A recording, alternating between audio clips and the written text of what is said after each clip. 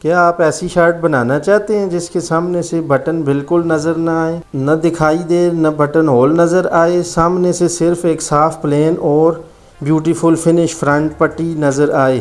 تو آج کی ویڈیو کو آخر تک ضرور دیکھیں، کیونکہ آج میں آپ کو دکھاؤں گا کہ ڈبل پٹی یا کور پلیٹ بھی اسے بولا جاتا ہے، کہ سامنے سے صرف ایک صاف پلین اور بیوٹیفل فنش فرنٹ پٹی نظر آئے۔ اور سب سے دلچسپ بات یہ ہے کہ جب شرٹ پہننے کے بعد سامنے سے دیکھا جائے گا تو کسی کو آسانی سے اندازہ نہیں ہوگا کہ اس کے بٹن کہاں لگے ہوئے ہیں۔ السلام علیکم دوستو، کسٹم ٹیلرز میں خوش آمدید۔ کیسے ہیں آپ سب؟ امید کرتا ہوں سب خیر خیریت سے ہوں گے۔ دوستو ہم آج آپ کے لیے لائے ہیں ڈبل پٹی بنانے کا طریقہ، کہ ڈبل پٹی کیسے بنائی جاتی ہے جس میں بٹن اندر چھپ جاتے ہیں۔ کچھ لوگ اسے گوم پٹی بھی بولتے ہیں، کچھ لوگ ڈبل پٹی بھی بولتے ہیں اسے۔ تو دوستو سب سے پہلے تو ہم آپ کو بتائیں گے کہ اس کی چوڑائی تقریباً آپ نارمل پیس، کیونکہ یہ کوئی 1 انچ کی لگاتا ہے، کوئی 1.5 انچ کی لگاتا ہے، کوئی 1.25 انچ کی لگاتا ہے، یہ کسٹمر ٹو کسٹمر ویری کرتی ہے۔ تو اسی لیے دوستو اس کی کوئی فکس وڈتھ ہوتی نہیں ہے کہ چوڑائی ہم اس کی کتنی رکھیں گے، لیکن یہ ہے کہ نارمل ایک آئیڈیا کے مطابق آپ چاہیں تو ایک بڑا پیس لے لیں، نہیں تو آپ 7 سے 8 انچ تک، اگر آپ 1.25 انچ تک بھی اس میں سے نکالیں گے تو ایزیلی یہ آپ کی پٹی بن جائے گی۔ یہ ہم نے ابھی 7 انچ کا پیس نکال دیا، یہ آپ دیکھ سکتے ہیں 7.25 انچ کا یہ تقریباً پیس آ رہا ہے دوستو۔ اور دوسری چیز یہ کہ یہ پٹی کی دائیں طرف جہاں پہ ہم اس کی نیچے ٹاکی باندھتے ہیں، اس کو جو نیچے لگایا جاتا ہے، یہ اس کو دوستو ہم اسے سیدھا کریں گے۔ سب سے پہلے آپ اس طرح سے اسے دیکھیں گے، یہ اگر آپ کی نوک ہے، یہ اس طرح سے کارڈ وغیرہ آپ کچھ چیز رکھ کے اسے اس طرح سے سیدھا کر لیں گے دوستو۔ سب سے پہلی چیز ہے کہ اس کی کٹنگ سٹریٹ ہونی چاہیے، یہ اس طرح سے ہم اس کو کاٹ دیں گے۔ اور دوسرا یہ کہ یہ دائیں ہاتھ پہ اس طرح چپکاتے وقت دائیں ہاتھ پہ آپ نے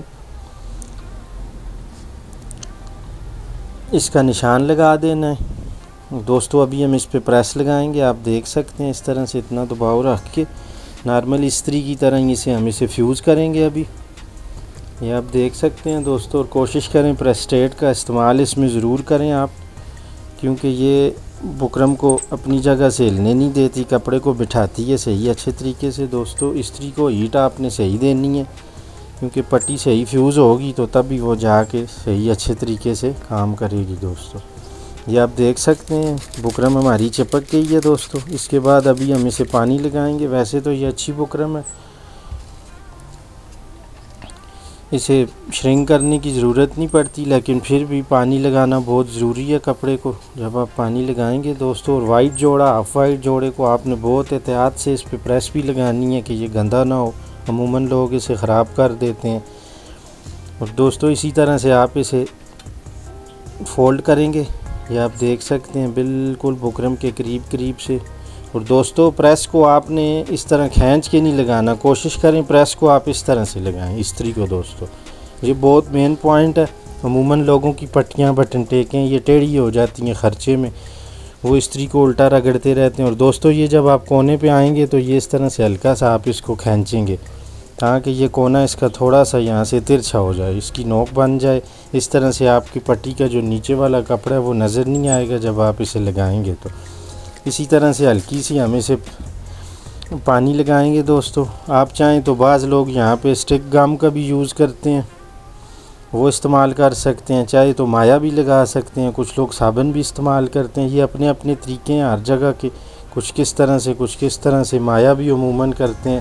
باقی دوستو سب کچھ پریکٹس کی بات ہے، اگر آپ کی پریکٹس اچھی ہے تو آپ کا بغیر کسی چیز کے بھی آپ اسے، کیونکہ یہ بھی کیمیکل ہوتے ہیں طرح طرح کے، کچھ چیزیں کپڑوں کو بٹھاتی تو ہیں لیکن بعد میں اس کے سائیڈ ایفیکٹس بھی ہوتے ہیں۔ کچھ لوگوں کے ابھی سفید کپڑے پہ اگر آپ صابن وغیرہ لگائیں گے یا یہ چیز لگائیں گے تو اس پہ دوستو جب آپ استری لگائیں گے تو پھر یلو ٹائپ کا بالکل نشان پڑ جاتا ہے اس میں، تو وہ لوگوں کے مہنگے مہنگے کپڑے ہوتے ہیں۔ پہلے تو آپ کوشش کریں کہ بغیر ان چیزوں کے آپ اسے بٹھا لیں۔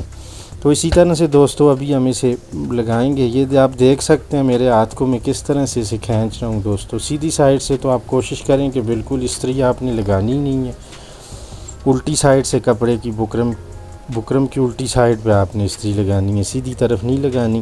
اور دوستو یہ کونے میں اسی طرح سے پھر ہم اسے ہلکا سا کھینچیں گے، اسی طرح سے جیسے ہم نے پہلے اسے کھینچا۔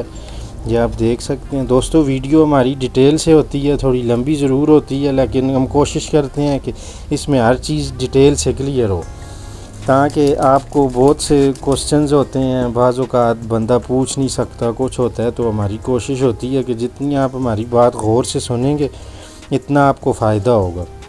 کوشش کریں ایک دفعہ ویڈیو کو پورا دیکھیں تو آپ کے سارے مسئلے، سارے سوالوں کے جواب آپ کو ویڈیو میں ہی مل جائیں گے۔ پھر بھی اگر کوئی کوسچن ہو تو آپ بے شک سے کمنٹ باکس میں ہمیں پوچھ سکتے ہیں، ہم پھر بھی اس کا جواب آپ کو ضرور دیں گے۔ دوستو ویڈیو اچھی لگے تو ویڈیو کو لائک بھی ضرور کریں۔ یہ آپ دیکھ سکتے ہیں دوستو، یہ ہم نے اسے فولڈ کر دیا، ادھر سے بھی فولڈ کر دیا دوستو۔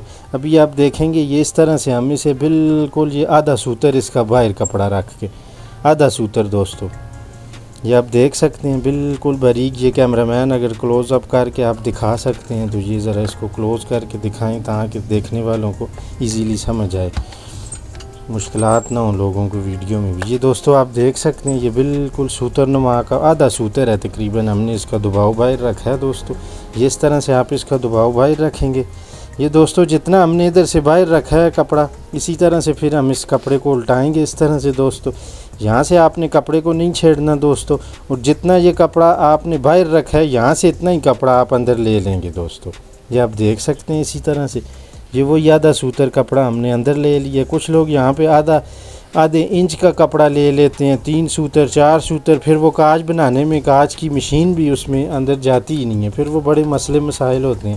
یہ جو پرانے ٹیلر لوگ ہیں وہ تو میری بات کو اچھی طرح سے سمجھ رہے ہوں گے، لیکن جو نئے لوگ ہیں، سیکھنے والے لوگ ہیں، ظاہر ہے اصل مقصد انہیں سمجھانا ہوتا ہے، انہیں بتانا ہوتا ہے کہ ان لوگوں کو اس چیز سے فائدہ ہو۔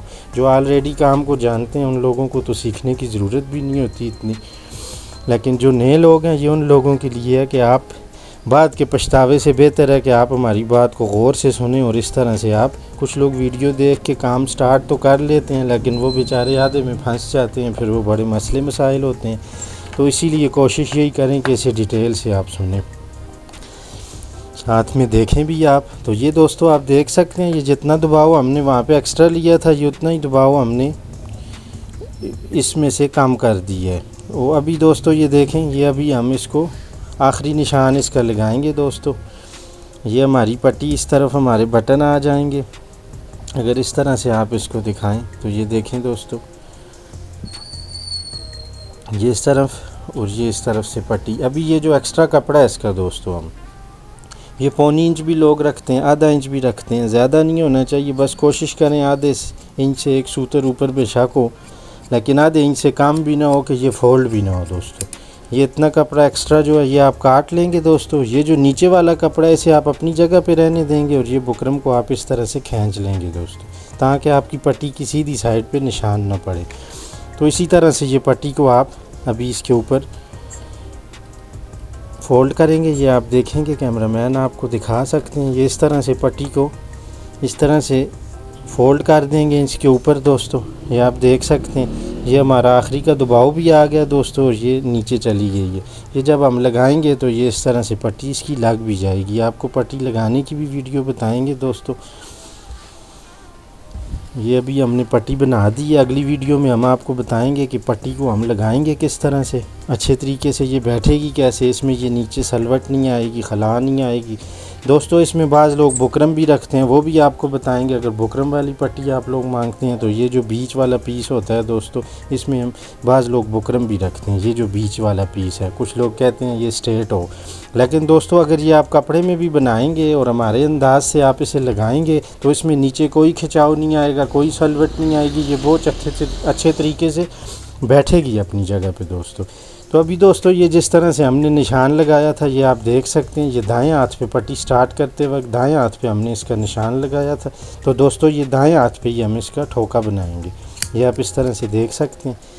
یہ تقریباً 1.25 انچ تک اس کو ہم اس طرح سے اس کا ٹھوکا بنائیں گے۔ یہ دوستو جو پیس ہے یہ آپ نے نہیں کاٹنا، یہ آپ بے شک اس کے ساتھ ہی رکھیں، تو دوستو ابھی یہ جو ہم نے بکرم سیدھا کیا تھا، سٹارٹ میں آپ کو بتایا تھا کہ کاٹ کے ساتھ آپ نے بکرم کو سیدھا کرنا ہے دوستو۔ اسے بالکل ہلکی سی سٹیم دینی ہے، آپ نے ہلکا سا شاور لگائیں گے، زیادہ تیز نہیں لگانا، کیونکہ اس سے جو ہیٹ اس طریقے نکلتی ہے یہ آپ کی انگلیوں کو بھی بعض اوقات جلا دیتی ہے، تو اس سے بڑی گرم ہیٹ نکلتی ہے، اسی لیے آپ نے اس کو زیادہ پانی نہیں لگانا، ہلکا سا پانی لگانا ہے، وہ بھی اسے قریب کرنے کے لیے، یا پھر آپ چاہیں تو ہلکا سا مایہ وغیرہ استعمال کر سکتے ہیں، لیکن اگر آپ صحیح اچھے طریقے سے لگا سکتے ہیں، بنا سکتے ہیں، تو پھر مایہ لگانے کی کوئی ضرورت نہیں ہے، یہ ایزیلی اپنی جگہ پہ بیٹھے گی۔ اوپر سے آپ پرسٹیٹ لگا دیں تو یہ دیکھیں دوستو، یہ ایزیلی اپنی جگہ پہ بیٹھ چکی ہے۔ اس طرح سے ابھی اس کا کٹ بنا دیں گے دوستو، یہ آپ دیکھ سکتے ہیں۔ اور یہ جو چیز ہم نے آپ کو بتائی تھی کہ یہ دیکھیں یہ نیچے سے یہ اندر چلی گئی ہے، یہ اس کی فنیشنگ آئے گی دوستو۔ یہ جب بندہ اسے جوڑتا ہے پٹی کو تو پھر ویسے یہ نیچے سے اس طرح سے نکلی بھی ہوتی ہے، یہ بڑے لوگوں کے مسئلے آتے ہیں۔ تو دوستو ویڈیو اگر اچھی لگی تو ویڈیو کو ضرور لائک کریں، چینل کو بھی سبسکرائب کریں، اور کوشش کیا کریں ویڈیو کو پورا دیکھا کریں تاکہ پورے مسئلے آپ کے دوستو حل ہو سکیں۔ ڈبل پٹی پہ اور بھی ہم نے ویڈیوز بنائی ہوئی ہیں کافی طرح سے، پھر وہ عربی پٹی ہے جو اس پہ بھی ہم نے ویڈیو بنائی ہوئی ہیں، یہ آپ دیکھ سکتے ہیں۔ باقی بھی تو یہ اگلی ویڈیو میں ہم انشاءاللہ آپ کو دوستو بتائیں گے کہ اس پٹی کو ہم جوڑیں گے کیسے، قمیض پہ رکھ کے کس طرح سے اس کو ہم جوڑیں گے اس کے ساتھ۔ تو دوستو ملتے ہیں اگلی ویڈیو میں، تب تک کے لیے اللہ حافظ۔